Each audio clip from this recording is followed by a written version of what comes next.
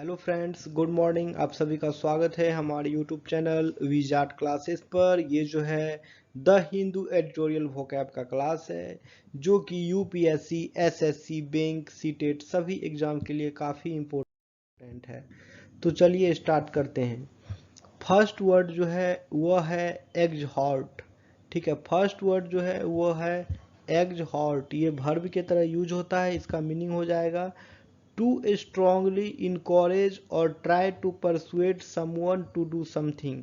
To strongly encourage or try to persuade someone to do something, यानी कि किसी को कुछ करने के लिए दृढ़ता पूर्वक प्रोत्साहित करना या मनाने का प्रयास करना।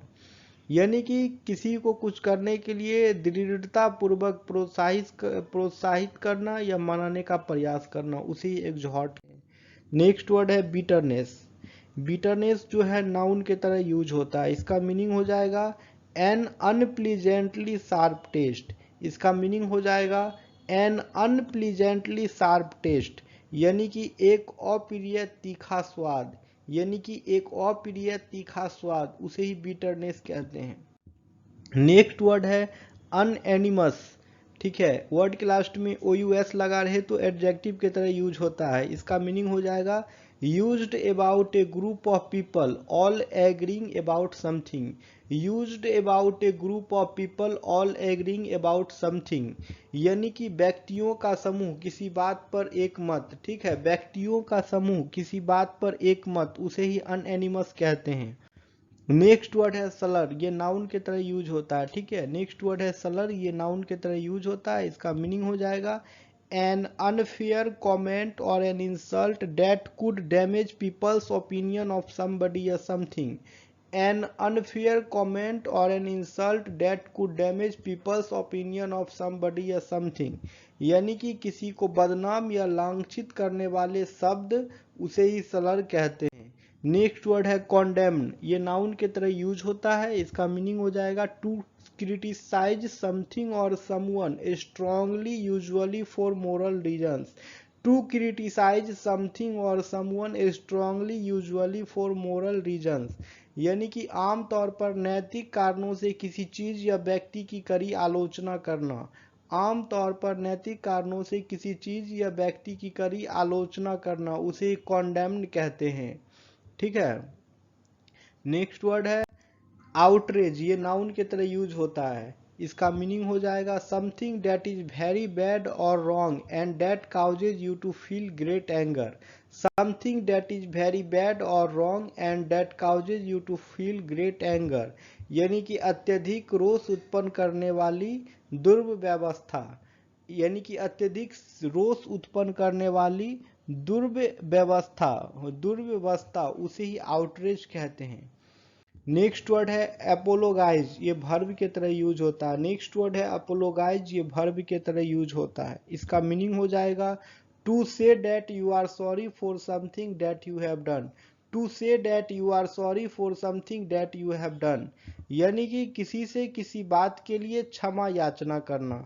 यानी कि किसी से किसी बात के लिए क्षमा याचना करना, उसे ही अपोलोगाइज कहते हैं।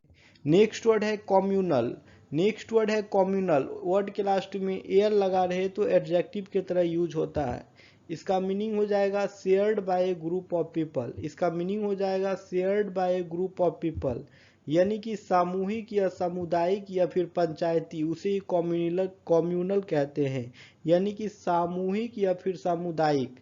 नेक्स्ट वर्ड है स्पेक्टिकुलर। ये एडजेक्टिव के तरह यूज होता है। इसका मीनिंग हो जाएगा वेरी इंप्रेसिव टू सी। इसका मीनिंग हो जाएगा वेरी इंप्रेसिव टू सी, यानी कि देखने में बहुत शानदार और भव्य होना। यानी कि देखने में बहुत शानदार और भव्य होना, उसे ही स्पेक्टिकुलर कहते हैं।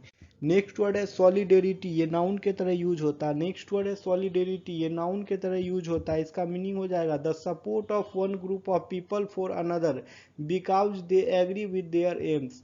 The support of one group of people for another because they agree with their aims, यानी कि उद्देश्यों की समानता के आधार पर एक वर्ग का दूसरे वर्ग को समर्थन या दो वर्गों की एकजुटता, उसे ही सॉलिडेरिटी कहते हैं। नेक्स्ट वर्ड है accreditation.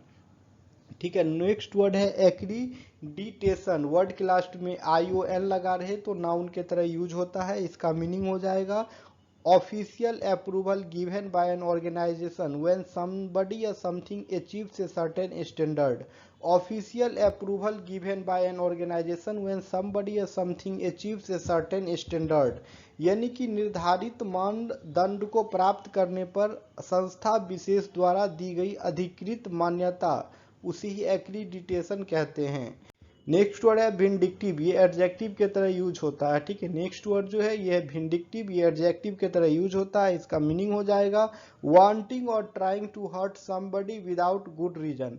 Wanting or trying to hurt somebody without good reason, यानी अकारण किसी को पीड़ित करने का इच्छुक या उसके लिए प्रयासरत प्रतिकारी या फिर अकारण द्वेषी, उसे विंडिक्टिव कहते हैं। नेक्स्ट वर्ड है जियोपॉलिटिकल। ये एडजेक्टिव के तरह यूज होता है। ठीक है। जियोपॉलिटिकल वर्ड जो है एडजेक्टिव के तरह यूज होता है। इसका मीनिंग हो जाएगा connected with political activity as influenced by the physical features of a country और area or with the study of the way a country's size, position, etc. influence its power and its relationship with other countries. यानी किसी देश या क्षेत्र की भौतिक विशेषताओं से प्रभावित राजनीतिक गतिविधि से जुड़ा हुआ। ठीक है। यह किसी देश का आकार, स्थिति इत्यादि किसी तरह से उसकी शक्ति और अन्य देशों के साथ उसके संबंधों को प्रभावित करता है, इसके अध्ययन से जुड़ा हो, उसे जियोपॉलिटिकल कहते हैं। नेक्स्ट वर्ड है थॉर्नी। ये एडजेक्टिव के तरह यूज होता है। ठीक है। नेक्स्ट वर्ड है थॉर्नी, वो एडजेक्टिव के तरह यूज होता है। इसका मीनिंग हो जाएगा काउजिंग डिफिकल्टी और डिसएग्रीमेंट। इसका मीनिंग हो जाएगा काउजिंग डिफिकल्टी और डिसएग्रीमेंट, यानी कि कठिनाई या असहमति पैदा करने वाला या फिर समस्याजनक। कठिनाई या असहमति पैदा करने वाला या फिर समस्याजनक, उसे ही थॉर्नी कहते हैं। ठीक है फ्रेंड्स, तो ये हमारा आज का द हिंदू एडिटोरियल वोकैब का क्लास था। दोस्तों, अगर आप सभी को वीडियो पसंद आती है तो हमारे यूट्यूब चैनल को सब्सक्राइब अवश्य कर लें, ताकि आने वाले वीडियो का नोटिफिकेशन आप सभी को मिलता रहे।